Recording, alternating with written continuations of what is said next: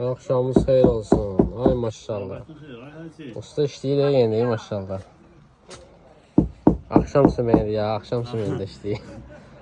Səfər hoş gəlmişsən qardaş. Azalmışıq inşallah ki. Sağladırıq indi. Quştuqan mənə gəlirəm maşallah ya. Əsas mənim marağım bu ciblərdədir. Bu ciblər inşallah dolu olsun. Əsas budur. Daha rəqəmli. Qolda da biri var. Adamın bunun O neyini evro olsun da. Belə bir şeydir. Bax bu kürəkdir. Kobra kürəyi. Bu qoludur. Belə ciblə. Bu da qabaq hissəsidir. Bax belə bir şey. Qabağı zamotla Varatnikində yenə norka.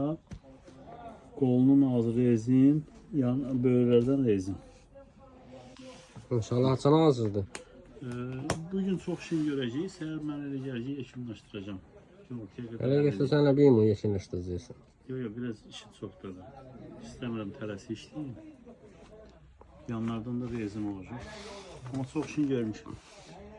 Maşallah. Allah xeyir versin. Şadlıqları yenilsin inşallah qardaş. Sağ olun.